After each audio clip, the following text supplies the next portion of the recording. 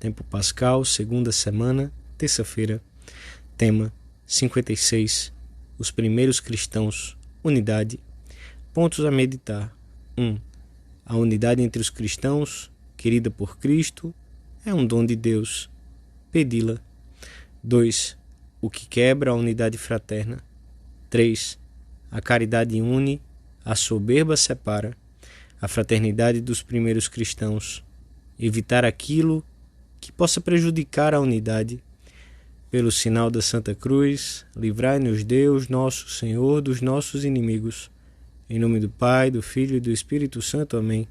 Meu Senhor e meu Deus, creio firmemente que estás aqui, que me vês, que me ouves. Adoro-te com profunda reverência. Peço-te perdão dos meus pecados e graça para fazer com fruto este tempo de oração. Minha Mãe Imaculada, São José, meu Pai, Senhor, meu anjo da guarda, intercedei por mim.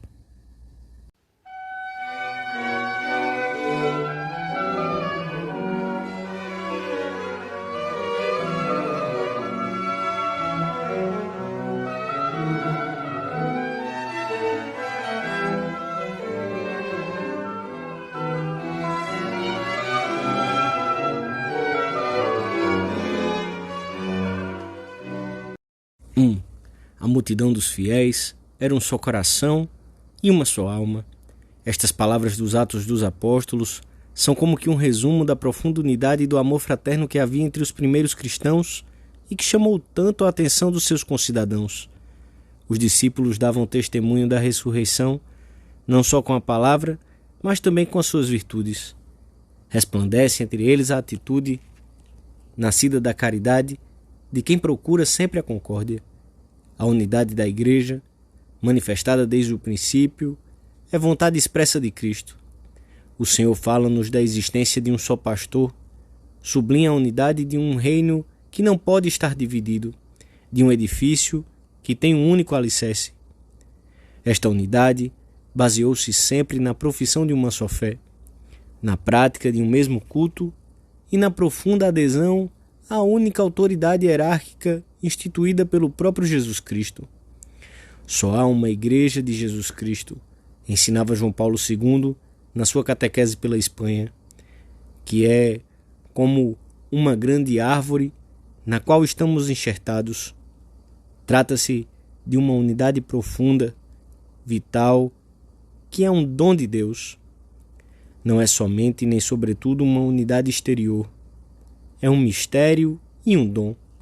A unidade manifesta-se, portanto, em torno daquele que em cada diocese foi constituído pastor, isto é, do bispo.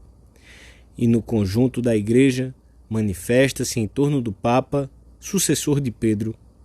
Entre os primeiros cristãos, a unidade da fé era o sustentáculo da fortaleza e da vitalidade que manifestavam. A vida cristã foi vivida desde então por pessoas muito diferentes, cada uma com as suas peculiares características individuais e sociais, raciais e linguísticas. Lá onde houvesse cristãos, participavam, exprimiam e transmitiam uma só doutrina com a mesma alma, com o mesmo coração e com idêntica voz. Em defesa dessa unidade, os primeiros fiéis chegaram a enfrentar perseguições e até o martírio. E a Igreja animou constantemente seus filhos a velar por ela, pois o Senhor a tinha pedido na última ceia para toda a Igreja. Que todos sejam um, como tu, Pai, em mim e eu em ti. Que também eles sejam um em nós. A unidade é um bem imenso que devemos implorar todos os dias, pois todo o reino dividido contra si mesmo será destruído, e toda cidade ou casa dividida contra si mesma não subsistirá. A este propósito, comenta São João Crisóstomo: a casa e a cidade, uma vez divididas, destroem-se rapidamente, e o mesmo acontece com o reino, pois é a união dos súditos que dá firmeza ao reino e às casas. Unidade com o Papa, unidade com os bispos em união com o Papa, unidade com os nossos irmãos na fé e com todos os homens para atraí-los à fé de Cristo.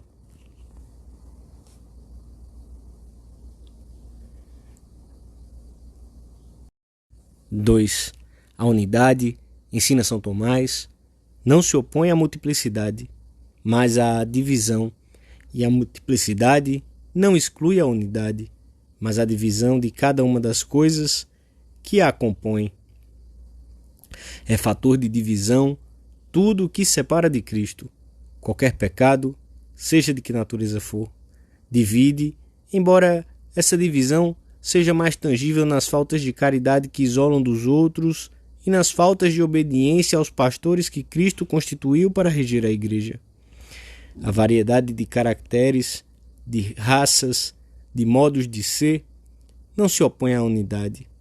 Por isso a Igreja pode ser católica, universal e simultaneamente uma e a mesma em qualquer tempo e lugar. É essa unidade interior, afirmava Paulo VI, que lhe confere a surpreendente capacidade de reunir os homens mais diversos, respeitando mais ainda, revalorizando as suas características específicas, desde que sejam positivas, quer dizer, verdadeiramente humanas. É isso o que lhe confere a capacidade de ser católica, de ser universal. Os apóstolos e seus sucessores tiveram que sofrer a dor provocada pelos que difundiam erros e divisões. Falam de paz e fazem a guerra, doía-se Santo Irineu. Engolem um camelo e coam um mosquito.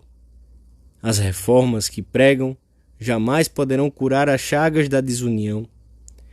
A unidade está intimamente ligada à nossa luta ascética, ao esforço por sermos melhores, por estarmos mais unidos a Cristo.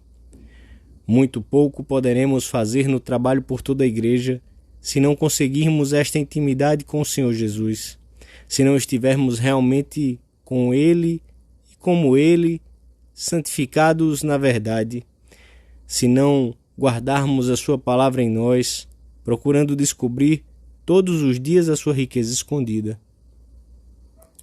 A unidade da Igreja, cujo princípio vital é o Espírito Santo, tem como ponto central a Eucaristia, que é sinal de unidade e vínculo de amor.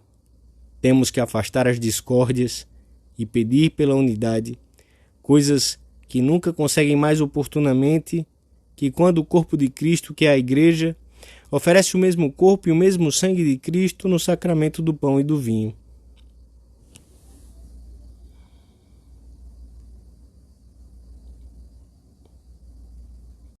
Três. São Paulo faz frequentes apelos à unidade. Na Epístola aos Efésios, diz assim: Exorto-vos, pois, que leveis uma vida digna da vocação a que fostes chamados, com toda a humildade e mansidão, com grandeza de alma, suportando-vos mutuamente com caridade, solícitos em conservar a unidade do Espírito pelo vínculo da paz.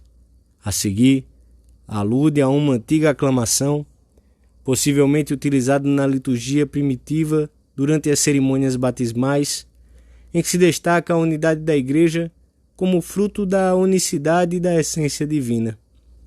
Sede um só corpo e um só Espírito, assim como fostes chamados pela vossa vocação a uma só esperança.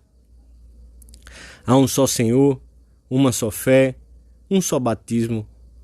Há um só Deus e Pai de todos, que atua acima de todos, por todos e em todos. São Paulo enumera também diversas virtudes que são outras tantas manifestações do vínculo da perfeição e da unidade que é a caridade. Humildade, mansidão, longanimidade. O templo do Rei não está arruinado, nem rachado, nem dividido. O alicerce das pedras vivas é a caridade. A caridade une, o orgulho separa. Os primeiros cristãos manifestaram seu amor à Igreja mediante a prática de uma caridade que venceu todas as barreiras sociais, econômicas, raciais e culturais. Aquele que tinha bens materiais repartia-os com os que careciam deles, e todos rezavam uns pelos outros, animando-se mutuamente a perseverar na fé da fé de Cristo. Um dos primeiros apologistas do século II descrevia assim o comportamento dos cristãos. Amam-se uns aos outros, não desprezam as viúvas e libertam o órfão dos que o tratam com violência. E aquele que tem, dá sem inveja àquele que não tem. Não obstante, a melhor caridade era que se propunha fortalecer os irmãos na fé. As Atas dos Mártires descrevem em quase todas as suas páginas episódios concretos dessa preocupação pela fidelidade de todos. Verdadeiramente, foi por meio do amor que eles abriram caminho naquele mundo pagão e corrompido. Amor pelos irmãos na fé e amor pelos pagãos. Nós também levaremos o mundo a Deus se soubermos imitar os primeiros cristãos na sua compreensão e estima por todos, ainda que às vezes os nossos desvelos e atenções pelos outros não sejam correspondidos. E fortaleceremos na fé os que fraquejam, mediante o exemplo, a palavra e um trato sempre amável e acolhedor. O irmão, ajudado por seu irmão, é como uma cidade amuralhada, ensina a Sagrada Escritura. Por amor à Igreja, lutaremos por todos os meios para não prejudicar nem de longe a unidade dos cristãos. Evita sempre a queixa, a crítica, as murmurações. Evita à risca tudo que possa introduzir discórdia entre irmãos. Antes, pelo contrário, fomentaremos sempre tudo aquilo que for ocasião de entendimento mútuo e de concórdia. Se alguma vez não pudermos louvar, fecharemos a boca e pediremos ao Senhor com a liturgia que saibamos repelir hoje o pecado da discórdia e da inveja. Recorremos à nossa Mãe Santa Maria para aprender a viver bem a unidade dentro da Igreja.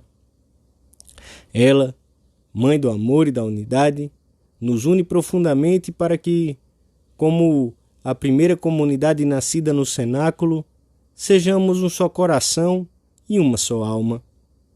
Que ela, que é Mãe da unidade, e em cujo seio o Filho de Deus se uniu à humanidade, inaugurando misticamente a união esponsalícia do Senhor com todos os homens, nos ajude a ser um e a converter-nos em instrumentos de unidade entre os cristãos e entre todos os homens.